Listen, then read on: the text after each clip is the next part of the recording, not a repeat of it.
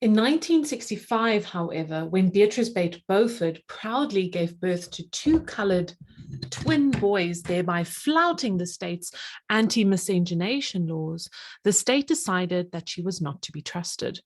Beatrice and her guests were evicted for unlawful behavior and for being unfit residents.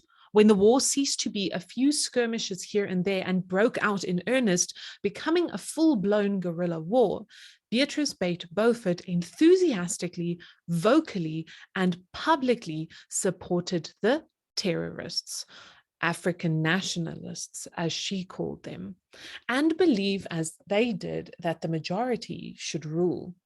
When Emile Coetzee found out that Beatrice was financially supporting the nationalists whose military wing was conducting terrorist attacks across the country, he zealously and triumphantly brought charges of treason against her. Beatrice had been vacationing at Victoria Falls with her two sons when she received the summons to appear before court. On her way back, tragedy struck. The aeroplane she was traveling in, the Vickers Viscount, was shot down by Golide Gumede. Many died. Beatrice's twin sons died. The policeman escorting Beatrice died. The air hostess who had at that very moment been serving Beatrice a Malawi shandy died, but Beatrice survived. Her belief in an equal society also survived. There was such an outpouring of public sympathy for Beatrice Beauford that the treason charges were dropped and the trial dismissed. Emile Coetzee accepted this turn of events. This was not because he had forgiven Beatrice her past transgressions. It was because he had found another use for her. He used her tragedy to call for the imprisonment and execution of Golide Gumede. Daily images of the smoldering remains of the Vickers Viscount quickly turned public sympathy into public outrage and anger against Golide Gumede. The public soon joined Emile Coetzee in thirsting for Golide Gumede's blood, and Emile Coetzee promised to have his head on a platter within 3 days. However, finding Golide Gumede did not prove to be easy. Although there were many reports of people having seen him, everyone had a different description of him. He was tall, he was short. He was heavyset, he was thin. He was handsome, he had the type of face only a mother could love. He was an African, he was white, and no one knew what his name had been before the war. When Golide Gumede proved elusive and thus impossible to capture, Emile turned to his most trusted man, Mordecai. Mordecai Gatiro had grown up in Makokoba Township, not knowing who his parents were or had been. The township was rough, and because he was a part of it, he was rough as well.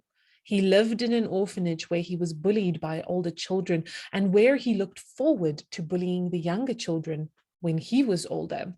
He was an angry child, and really there was no alternative emotion for him to feel. He ended up, unsurprisingly, in a reform school that was one of even more hard knocks than the orphanage.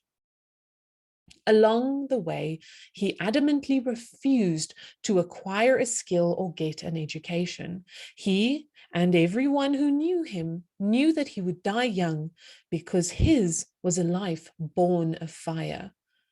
He was always getting into fights, dangerous fights with fists and knives and guns involved, but he did not die. Frustrated with living, he joined the war. He was a freedom fighter or a terrorist. You could think of him whichever way you wanted. He did not care. He was captured, and this made him happy because he thought he would hang for treason. Emile Coetzee, however, had other plans for him. He turned Mordecai into a spy, which was easy enough since Mordecai had never learned to have allegiances. He hoped he would get caught and killed, but that did not happen either. Instead, Emile Coetzee noticed a rare quality in Mordecai that made him officially employ him as a member of the organization. For not only did Mordecai not care much for his own life, he did not care much for the lives of others either. Because of this, Mordecai became the organization's best interrogator. He was so valuable to Emil Coetzee that his name was never recorded, even within the organization's files. Mordecai was simply known as C10. It was through the unrelenting efforts of C10 that the organization knew, months after Emil had promised the head of Golide Gumede to the public, that Golide Gumede, born Livingston Stanley Tikiti, had a sister, Minenhle Tikiti, who lived on the Beauford farm and estate. And that is how Mordecai's and Minentle's destinies became intertwined. Minentle Tikiti was picked up and processed by the organization on December 24th, 1978. But even though C10 was his most persuasive, in a dark room, working and walking stealthily, attacking her from all sides, alternating gentle words with brute force, coming at her with a lit cigarette, a wielded knife, a heel of a boot, burning, cutting, and crushing, secure with the knowledge that she could not see his face, Minentle never gave up her brother, nor did she give herself up. Unlike most people who usually offered up something, usually rather quickly, during the encounter with C10, a name, a story, true or false, a long-held dignity, an ingrained sense of self, Minentle gave up nothing. After days of torture, it was Mordecai who, in the exchange, gave up something, his desire to die. He found in Minentle Tikiti a new purpose in life. He had finally found something, someone to have an allegiance to. He would dedicate the rest of his life to undoing the pain he had caused her. It took Mordecai years to prepare himself for Minentle. He left his job at the organization, which was easy since Emil Coetzee had been greatly disappointed by his failure, and took a job at the National Archives, repairing and restoring books and manuscripts, mending spines and fixing tears with great gentleness and care. He even changed his voice, making it more sing-songy. It was only when he was certain that he would not recognize him that he re-entered Minentle Tikiti's life and never left it. Mordecai arrived at the Beauford farm and estate on a Mackenzie bus one unassuming Wednesday afternoon and departed 2 weeks later with Minentle. They climbed aboard the Mackenzie bus, and as Mordecai paid the bus conductor, Minentle looked up at the sky and marveled at its independent blueness. The Mackenzie bus that Minentle and Mordecai took in 1983 was the very same bus that Tandi Hadebe had taken on the day she escaped from the Beauford farm and estate in 1974. Tandi Hadebe was born on the Beauford farm and estate. Her father was Beauford's school messenger, boy and caretaker, a job that allowed her family to live a comfortable life. Their housing was provided and they received substantial monthly rations.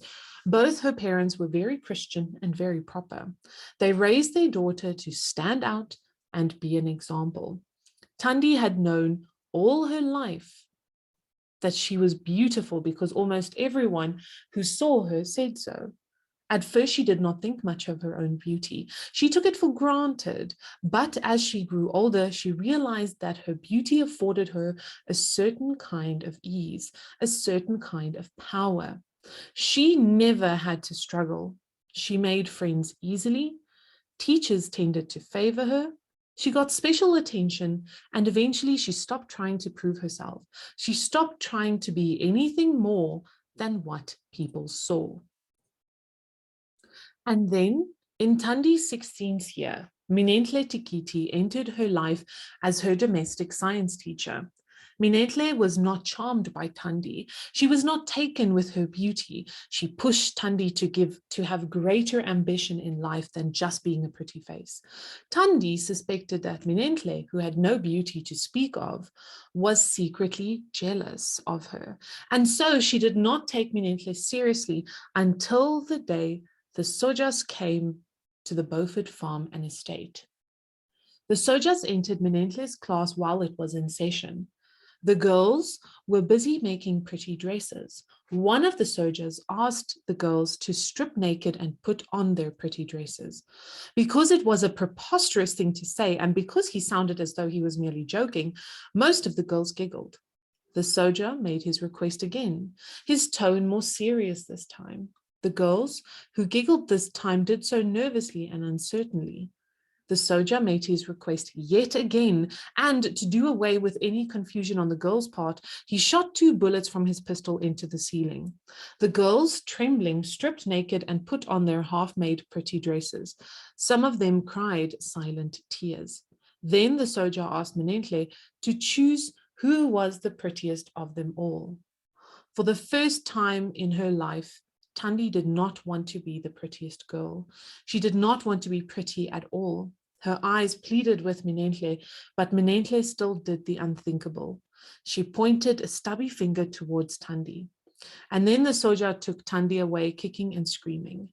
Tandi believed she saw a look of satisfaction on Minenhle's face. It was a look that she would never forget nor forgive. The soldier paraded Tandi in front of the whole school, calling her all manner of filth. When he led her to the toilets and they entered one of the pit latrines, Tandi thought for sure he was going to rape her. She tried to prepare herself for the humiliation and the violation, but instead he ordered her to jump into the pit latrine. He left her down in its putrid foulness. Now Tandi was sure that she would die, but she did not. Somehow she managed to tread the murky mire and keep her head above it. She desperately wanted to die, but to her dismay and consternation, she kept on surviving until, after what seemed like days, but was in reality over a little over 2 hours, her father pulled her out. Tandi did not feel like she had been saved. Her mother prepared basin after basin of scalding water and bar after bar of harsh soap for her, but Tandi could not feel clean. From then on, she took to bathing multiple times a day. She became obsessed with dirt. She began to find the omnipresent dust of the compound oppressive. Whenever she was not cleaning herself, she was cleaning her surroundings. But one thing that she could not scrub clean was the air surrounding her, which had been contaminated by the putrescence of the pit latrine. The smell followed her everywhere. Understandably, Tandi became desperate for a fresh start. A fresh start came in the form of Elizabeth Nyoni, who one day descended in a cloud of dust on the Beauford farm and estate, carrying a golden egg. She had traveled to a place she had only heard about, a place in which there was no one to take care of her and her egg, because she was certain that this place was where she was going to do the best living of her life. She was such a foreign concept on the Beauford farm and estate that Tandi could not help but be drawn to her. Elizabeth was the most singular thing Tandi had ever seen. Her blonde hair, her colorful clothes, her genuine self-confidence and self-esteem, her determination and drive, her believing herself to be a country and Western singer, all showed that she marched to the beat of her own drum. In just being herself, Elizabeth presented Tandi with many possibilities. For her part, Elizabeth took to the prettiest Tandi and one day looked at the girl and simply said, "You are so pretty. Have you ever thought of being a model?" Tandi, who did not know what a model was, could not say that she had. Elizabeth reached for a magazine, flipped through its pages, and pointed at a woman with ruby lips and penciled-in eyebrows, who was looking into the distance as though it held a future in which she was not particularly interested. It was the model's nonchalance and detachment that Tandi found attractive, alluring. The model seemed removed from it all, above it, untouchable. If you go to the city, I'm sure you could make a living as a model. The city, a place where no one would know or remember what had happened to her. The city, the place where she could start a new, unblemished, unbesmirched chapter in her life. The city was the place where she, with ruby lips and penciled-in eyebrows, could look into the distance as though it held a future in which she was not particularly interested. Tandi boarded the Mackenzie bus the very next day and headed for the city, determined to never look back. It was in the city that, wearing a pink carnation in her hair. She danced in the rain and heard a young man sing, "Don't let me down." Perhaps the knowledge of what had happened to Minentle at the hands of C10 gave Tandi some satisfaction. But this cannot be known with certainty. After Tandi left the Beauford farm and estate, she returned to it only once, during the war years, to deliver and leave behind a baby boy, Marcus Malcolm Martin. She only offered one word to explain her action: America.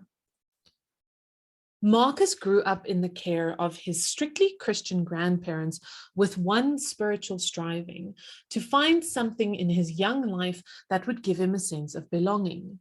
He found this something a few days after his 4th birthday in the form of a colorful woman who carried a baby on her back and sang songs of love. "You treat her like an egg. I don't believe her feet have ever touched the ground. You carry her everywhere." Justina Nxumalo, Ma Nxumalo to Marcus, said this in a neutral tone as she leaned against one of the fence posts, her left arm akimbo and a silver elephant grass in her mouth, her eyes on their target and the most spectacular thing that young Marcus had ever seen in his entire life: Elizabeth Nyoni. She was hanging her washing on a clothesline and had just had a baby. Well, not really a baby anymore. Strapped to her back, not too tightly, but very securely, and she was humming a delightful tune. She was dressed in all the colors of the rainbow. The lady's whip, his people called it, as if she had reached into the sky and retrieved each color with a gentle tug. And she had hair like no one else had ever seen: long, straight, flowy, and best of all, golden. Sometimes, Marcus knew, she assembled it all on top of her head so that it resembled a beehive. Sometimes she let it flow freely and danced gently in the breeze. Marcus had been watching them for a very long time. He did not know how long because he had not learned how to count or tell time yet, but he knew it was a very long time. He was fascinated by these beautiful creatures. He had come to sit by the fence and watch this colorful woman hum through the day, with her not quite baby on her back often enough to pique Justina's curiosity. And why shouldn't I treat her like an egg? She was a golden egg for the first 5 years I carried her. She was a golden egg until the 3rd of September 1978 when she hatched.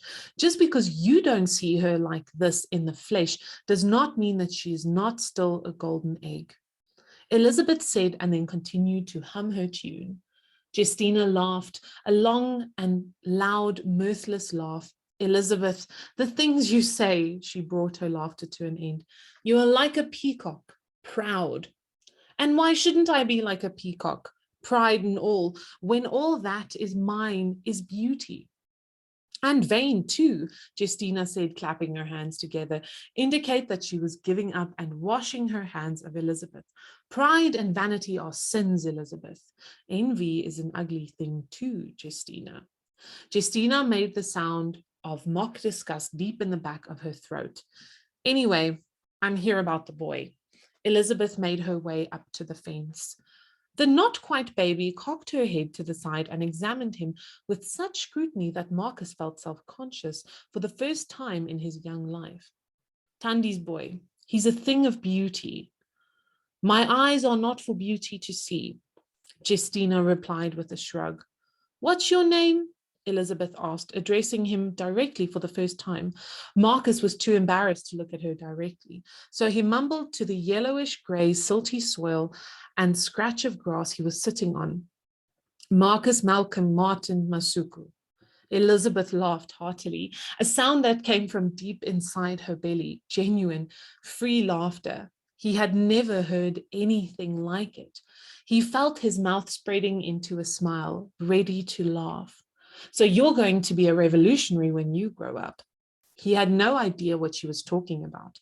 His smile became uncertain. "I think he wants us to be friends with your precious egg," Justina said, coming to his rescue. "You want to be friends with my Imogen?" Yes, he nodded, even though the thought had never occurred to him. He would have been happy to just sit by the fence, watch the beautiful creatures, and wished he belonged to them.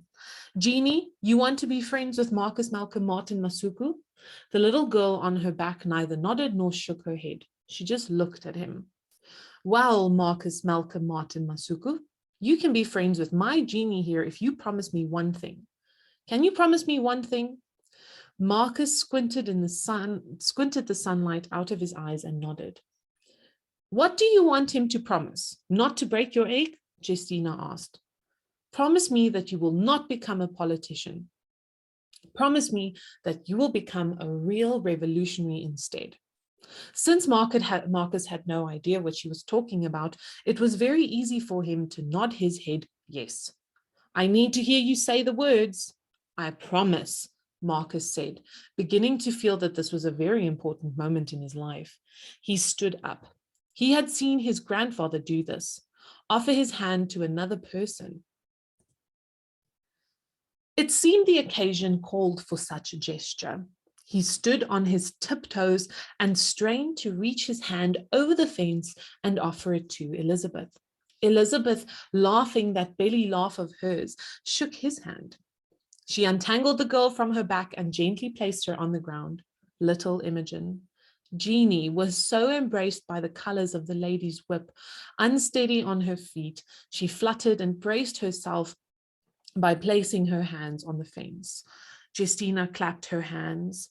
Finally, her feet touched the ground, she exclaimed before ululating. Elizabeth ignored her.